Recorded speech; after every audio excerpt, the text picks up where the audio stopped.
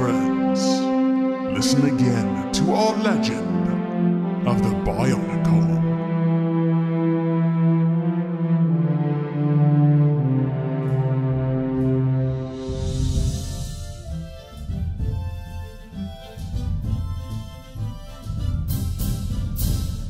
Howdy, folks! How are y'all doing? Cub here, and I will be your host for BIONICOMM, Episode 2. This episode was recorded on August 24th, 2014.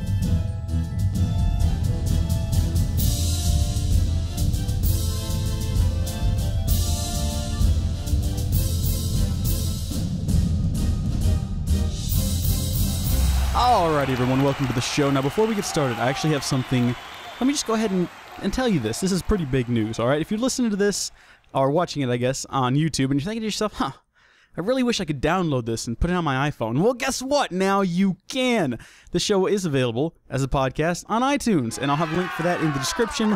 If you don't have an Apple device and you're like, well, I want the podcast anyway, I'll have a link to that too. It's actually hosted on Podbean, so you can just get that URL, put it into your favorite podcast grabber, and subscribe to it, and it'll be great, and you can listen to it offline, and it'll be fantastic. And yeah, I was actually really excited to get it on iTunes. This is the first podcast I ever made. I didn't know how to do that. I figured it out. My mom was excessively proud of me, and yeah, so there you go. There's that, and that is what it is. And now we can get on to other news. And first off, I've got segments this week.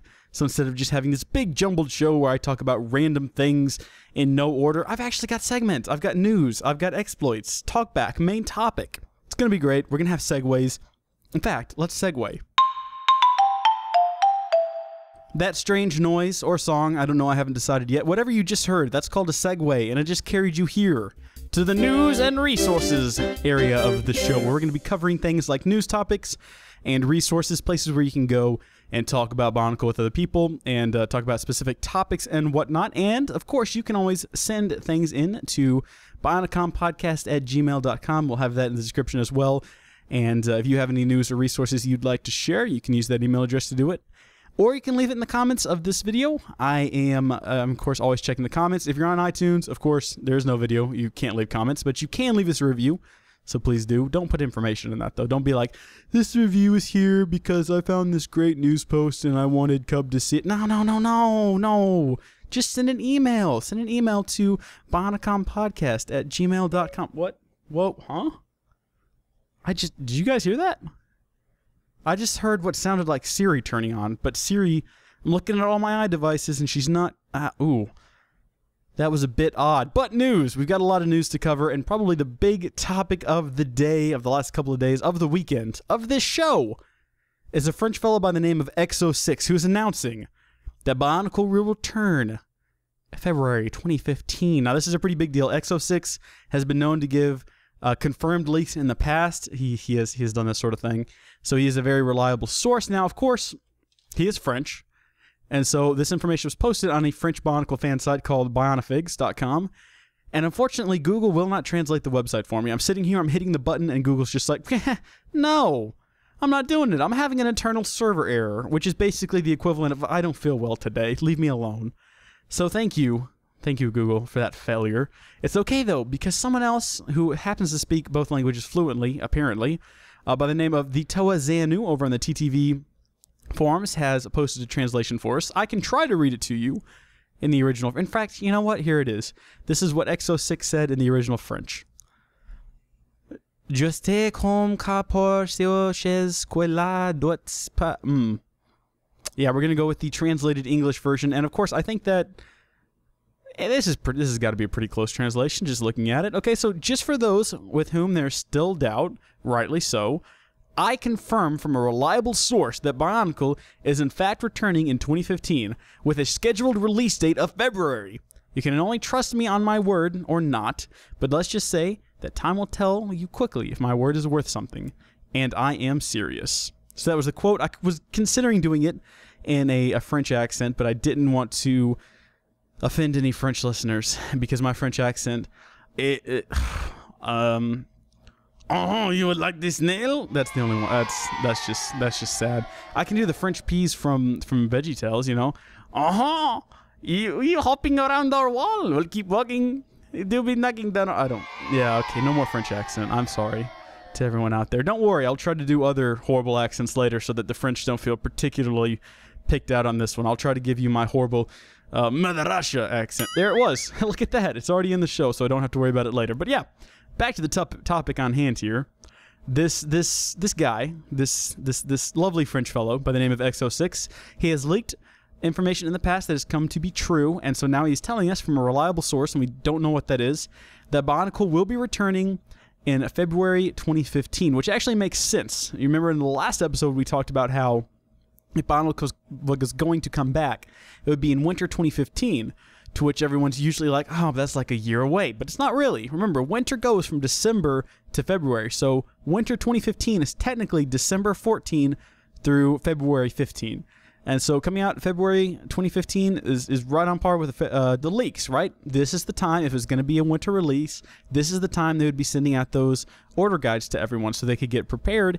And that would make sense for them to be leaked right now. So thank you so much to X06 for that lovely information. Thank you to the Toa Zanu for doing what Google could not and translating that little bit of information for me. And big shout out to the TTV podcast. They beat me to the punch here, probably because it was posted on their forum. That actually makes a lot of sense. But they uploaded a video about this yesterday, so you can go check that out. I'll have a link to the French website, the translation, and the TTV podcast video all in the description of this video. And if you're on iTunes, again, just go to the description, click that link. It'll take you over to Podbean, where the video is hosted, or the podcast is hosted, and you'll find all the links there. Next topic. Do you read the Lego Club magazine? Yes, maybe? Are you 13 or older? Possibly. Well, you're going to be in for a rude awakening come the 2015. The 2015? Depends on where you live, actually. If you live in Germany, Austria, or Switzerland, you're going to have a rude awakening come September. If you live anywhere else in Europe, it'll be in November. And if you live anywhere else in the world and you're receiving this lovely magazine, 2015, you're going to be receiving a magazine that says, this is your last magazine, basically. So this was posted by Black 6 over on BZ Power. Keith Severson of the Lego, he's a Lego CE team, requested that he posted there along with the poll to ask people what they think about this information. Basically, Lego has decided if you're 13 or older, they're no longer going to focus the magazine at you. It's going to be 12 and younger, so you're just not going to get it anymore. I'm not sure what has prompted them to make this decision, but you can follow the link in the description. You can vote. There's actually a poll. So the two questions are you subscribed to the Lego Club magazine? And if people 13 years of age or older could no longer subscribe to the Lego magazine, how would you feel? So you can answer those two questions in the poll, and then you can comment down below where a lot of people have been commenting. And this is a bit strange for me. I don't understand why Lego would... First off, it's a really arbitrary age, right? 13 or older, no more Lego magazine for you? I mean, is that really the cutoff for Lego? Because I seem to remember myself personally... Oh, bumped my mic. I'm sorry. My biggest years in Bionicle were definitely 13, 14, 15, when I was old enough to actually go to work with my dad, actually, and make money and then spend that money on Legos. Those were my big Lego years, and I loved the magazine at that point. I just like to flip through there and think about the stuff I was going to buy. It's like, yeah, I'm going to get all this stuff. And it seems like... just seems so weird. You can go from 12 to 13, which isn't really that big of a jump. All right, yeah, you're going from being 12 years old to a teenager, but it's like, it's not that big a deal, and all of a sudden you're going to get cut off from Lego. Let's paint a picture for you, okay? Just imagine with me. You might be this person, but just imagine there's a fella. We'll call him Bob. Bob is 13 years old. Bob is in junior high. He doesn't like it. He has some friends, but where he really feels most comfortable at is with his Legos. He loves Lego. He's very bright and very smart and very creative, and he's able to build really amazing things with Legos, and he loves getting the Lego magazine. Right? So he's kind of an outcast, but he feels really comfortable in Lego. And then all of a sudden one day he gets his Lego magazine in the mail and he's very excited until he finds a little slip of paper inside the Lego magazine that says, this is your last subscription because we here at Lego no longer care about you. How's that going to make him feel? It's not going to make him feel good. That's going to be heartbreaking for the kid. I don't know. I'm not actually subscribed to the magazine anymore. I'm 21 years old. I still enjoy looking at it. I went over to my parents' house and there was one on the table. And I was like, well, heck, picked it up, flipped through it, looked at all the new sets. It was fun. I enjoyed myself. If I got one in the mail every month or every couple of months, I would probably read it still. I don't really understand why Lego would want to do this. Maybe to save money, but then again, you could just lie, right? You can still go pick up the magazine at the Lego store if you want to drive there. For me, The nearest Lego store is an hour away, and before that was opened, there wasn't one anywhere near me. So I'm sure there's probably not one near you either, depending on where you live. I'm sure if you're in a big like metropolitan area, yeah, but most people probably not. You can still lie. You could just say like, "Oh yeah, my name is John Doe. I'm 9. Send me a magazine." It's not like they're gonna have like a paramilitary strike force come to your house and like break down the door if they find out you're not actually 9 years old. It just seems weird to me. Let's say your name is Jim. Jim, you love Hero Factory, and the Hero Factory box says from ages 6 to 12. What if Lego decided tomorrow they're no longer going to sell things to Hero Factory to people over the age of 12? How does that make you feel? I could rage on this one. I could go for a very long time raging on this subject, and the horrible responses from people who are just extremely selfish about the subject, and it really upsets me because we're supposed to be supportive in the community. All right? This is the Lego Bionicle community. We need to support one another. Me... Again, I could just like lie and get the magazine anyway. I could tell them I have a 6-year-old son, which I don't, and they could send me the magazine. But still, from the perspective of someone who doesn't want to lie, from someone who likes to be honest, and they just want to receive the magazine, this is very upsetting. And I'm sure Lego has a reason for it. I don't know what it would be, but whatever. That was news. This is my exploits in Bionicle. Now let me explain what this is. This is where I talk about what has been going on in my world with Bionicle, and yeah, that basically sums it up. And I want you guys to actually write in BIONICOMM@gmail.com or BIONICOMMpodcast@gmail.com. Check the description for that email address. Make sure you get the correct one because I'm having trouble remembering what it is right now. But you can definitely copy and paste it from the description if you're on iTunes. Again, link, Podbean, information. I think it is BIONICOMMpodcast@gmail.com, though. You can let me know what you've been up to with Bionicles in the last week or since the last episode, however many days that has been. For me, I've been actually very busy since the last episode. I have decided to finish my Bionicle Generation 1 collection before Generation 2 comes out. So what I've had to do is create a list of all the Bionicle sets that were released from 2001 to 2010 and check off the ones that I had, except for I forgot a lot of the ones that I had already had. So I had to go to my parents' house, fight off snakes and insects and arachnids to get 2 massive totes and bring them back to my apartment, open them up, and sort through the Bionicles. I labeled them. I put them in individual baggies and labeled them because organization is cool. And then I checked off the ones that I had, and I went to work buying some of the ones that I didn't, and I am so excited. I have the original most of. I'm still missing the Manas, but I have all the other 2001 Rahi, and they are just as awesome as I always thought they would be. All right, so I had to scour eBay for them. Finally got them all at a really good price. A couple of them are missing pieces, but I was like, well, I have a giant bag full of pieces. I'm sure I can just make it work, and I did. I was actually able to get them all into complete condition, although not with the original parts. But I always... Here's the thing about the 2001 sets, right? When you start Bionicle, no matter when you start, if you started after 2001, for me, I got into Bionicle in 2003. Looking back on it, those sets are always kind of like this really awesome enigma, right? You know they're there, but you've never actually held them or played with them or built them or experienced them, and they're just awesome in your head. Let me tell you, this was not a letdown. Getting those sets, putting them together, attacking them. I played with them. I'm 21 years old, but I still had them on my desk like, this is so cool. And my childhood came flooding back to me. They were a lot of fun, and I'm very, very happy to have them. They lived up to my expectations. But yeah, so I've got to finish the collection. There's a couple of more sets that I need. I need the Manas for 2001.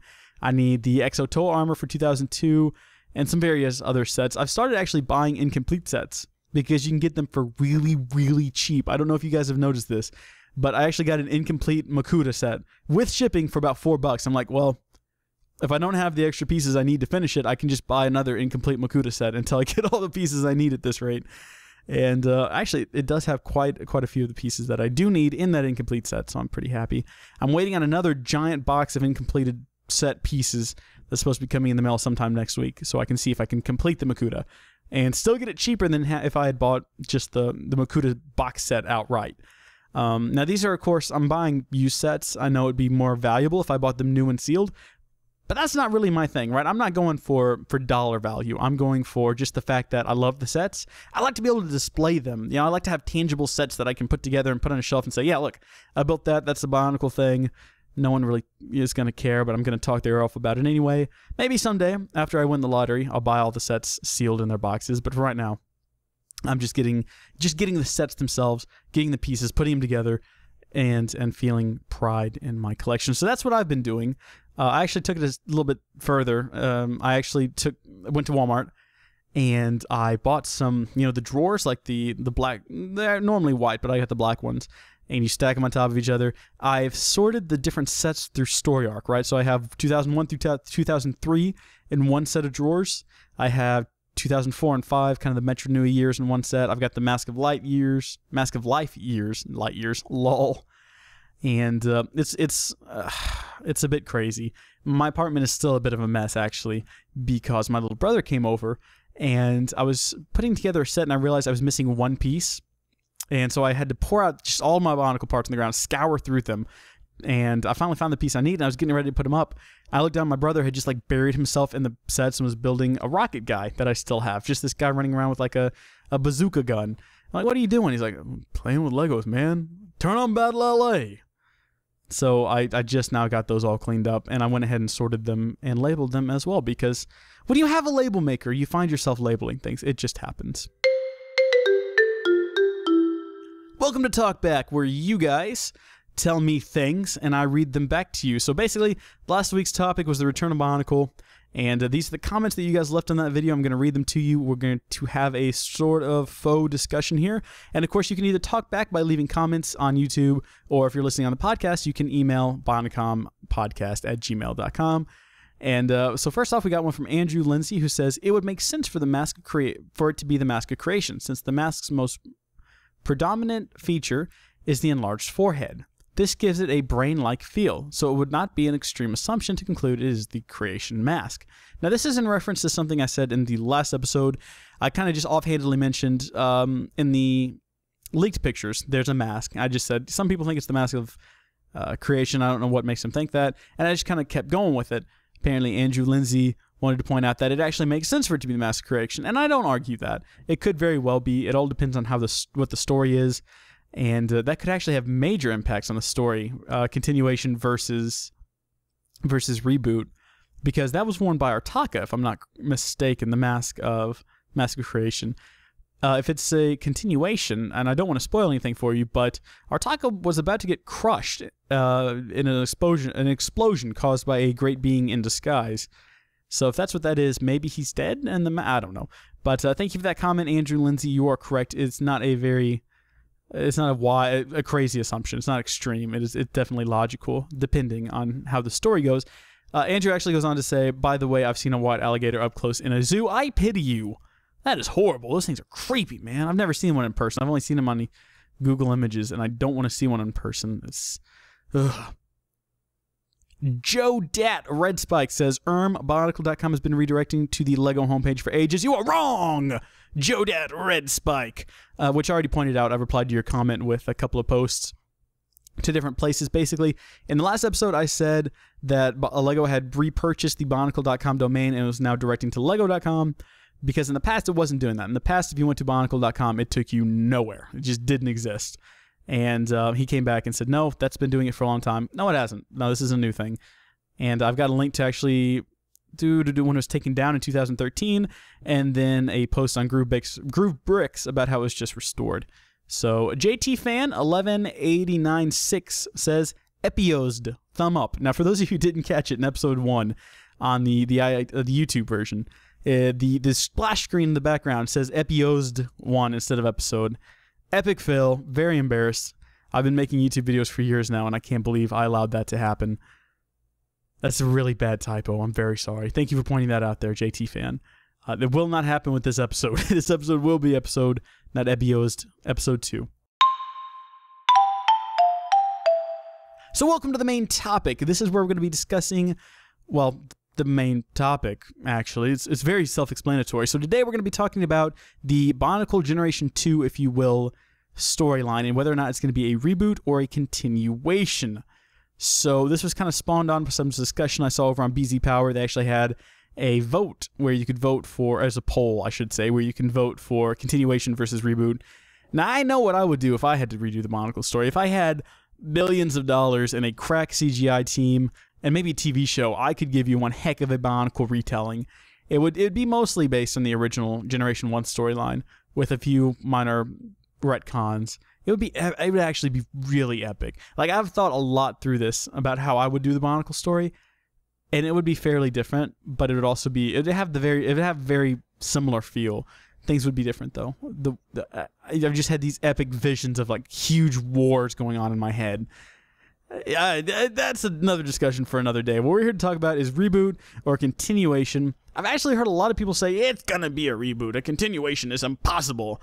And the truth is we don't know. We're not gonna know until the sets are released and the storyline is started back up. But let me just go ahead and say nothing is impossible. A continuation could actually make a lot of sense depending on how they want to portray it. So we're going to discuss it. I'm going to give you my ideas for a reboot or a continuation, my thoughts. I want you guys to actually send in your responses either via comment on this video, or you can shoot me an email about how you think the story is going to continue. We'll talk about it and talk back next week. But this is how I see it going, right? Let's start with continuation. All right, and I've heard a lot of people say, I don't want a continuation. It's going to be too complicated. It doesn't have to be complicated, right? The fear around a continuation is that it's going to have too much information for new viewers. Let's say it takes place 100 years in the future, though, maybe 1,000 years. Bionicle likes really long time periods. This is all you have to say about the past. Let's say it's the Mask of Life in that image there. Probably not. It doesn't look like the Mask of Life. It definitely looks like a new mask. But let's just pretend, all right? Let's use our imaginations. We're Lego fans. That's what we do. Let's pretend like in the leaked image, that's the Mask of Life. This is all you have to say about the past. You ready? Okay. In the time before time, a great evil sought to spread shadow across our world, and a noble hero rose up using the powers of the Mask of Life and saved us. The Mask of Life was then put into hiding, so that no one could ever get its hands on its powers.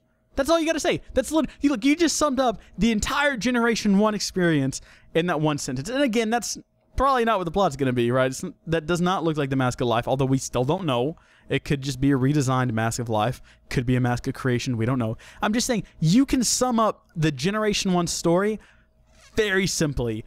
And hardcore fans from Generation 1 will be like, yeah, I remember those days. I know what they're talking about. And new fans are just like, okay, yeah, bad guy was defeated. Woohoo! See, that's not really a big of a problem, right? That's the number one thing I hear with continuation is there's too much backstory.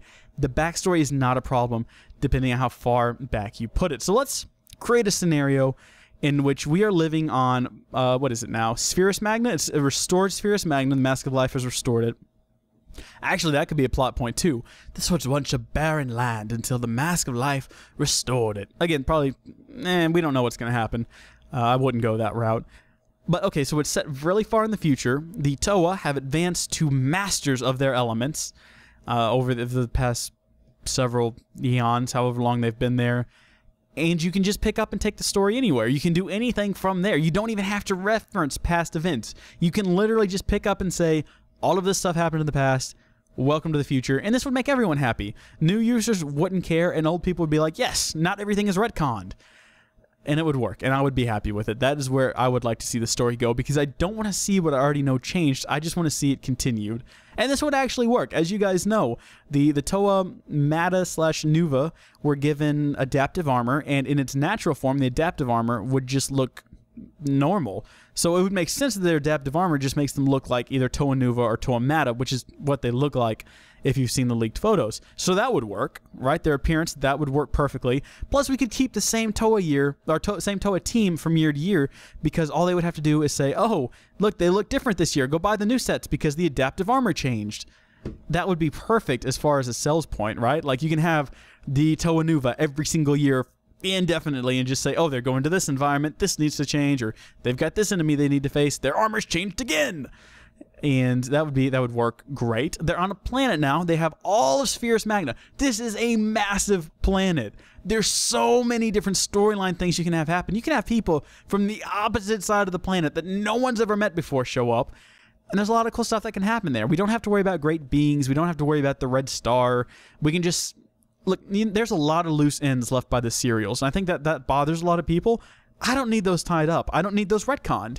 We can just continue, and I will accept that, okay, something happened and those storylines were completed, right? A lot of people are like, Man, I got to find out what happened to Kopaka and Pohatu on the Red Star. No, you don't. You know that they made it back and they're alive. Either they retconned it and it didn't happen, or they figured out a way to make it home. I would like closure on the subject, but it's not really that big of a deal for a continuation, in my perspective. I don't know. I think it would work. I really think that if you just said, you don't even really need the reference to past events, but I do like the idea of once upon a time, a long time ago, there was a shadow. The shadow was defeated. Now we all live peacefully on Spherus Magna. That might be a good place to start, actually. Is, you know, the shadows were defeated, and now things have been very peaceful for the last 1,000 years, and now there's this strange Lord of Skull Spiders who has ascended from the other side of the planet or come up out of the ground. Oh, wow, that would be really cool, actually. So that's my opinion on how a continuation would work. Of course, you can let me know by shooting me an email or leaving me a comment if you're watching on iTunes. A reboot, which I'm not that in favor of, but a lot of people seem to think would be more likely. I think there's certain things that need to happen. And I think that the reboot needs to take place on a planet, not an island. And here's why. I loved Whoa. I think I have the hiccups. No, okay, I'm fine. That's not a fun thing to get in the middle of a recording. It's happened before to me. But here's my thoughts on a reboot. I loved Matanui. Matanui's a great island. It was a lot of fun. There's a lot of mystery. But when you have a series based around an island or a bunch of small islands, you're very limited in what you can have happen. You know, there can only be so many dangers on that island. Threats can come from other islands, but each year a new threat from a different island just seems iffy. I don't think you'd want to continue that. I think that if there's going to be a reboot, there has to be some significant changes made. I would like to see it take place on a planet like Spherus Magna. That's why I like the continuation ideas, because we have this whole giant planet to explore. I think we could do the same thing if it was a reboot. We'd need a whole giant planet, a whole bunch of things. I just don't want to see the story go stale too soon. And I think that's the problem with places like Metru Nui, right? It's a city. It's awesome, but there's only so much you can do in one city. And there's only so much you can do inside of a giant robot. But as soon as you get out of that robot, as soon as you get onto a massive planet, you have so many more options for different storylines. I think that a reboot, if it's going to be done, has to be done more carefully than a continuation, because you can easily write yourself into a hole that you can't get out of if you decide it's going to be based on a little island or inside of a giant robot.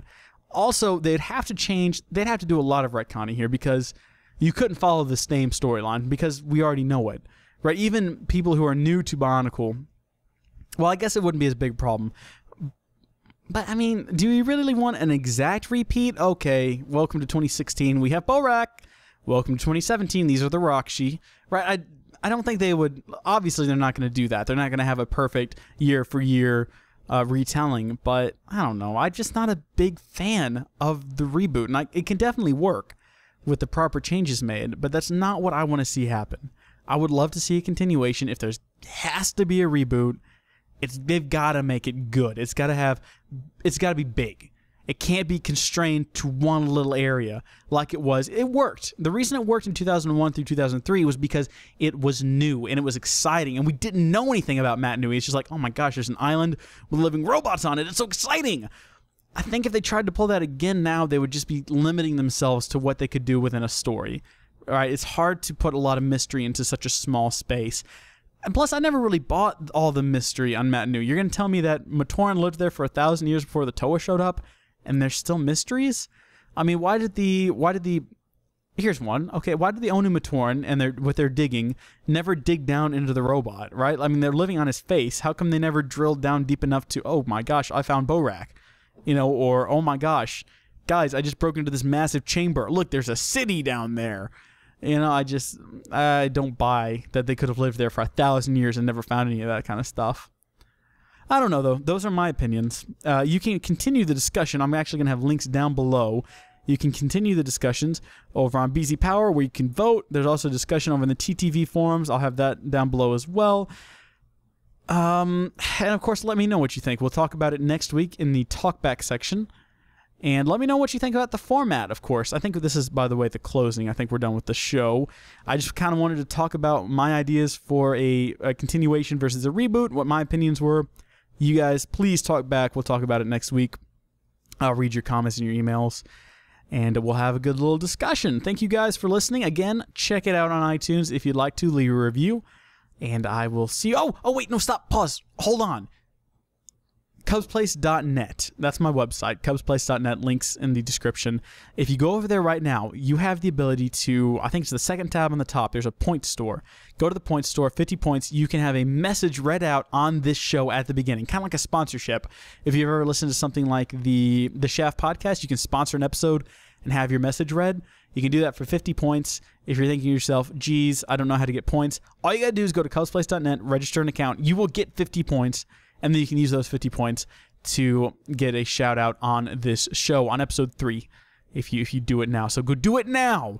And of course you can buy more points. Basically the idea behind the points is I make a lot of content. I do more than just this show. I have more than just this channel.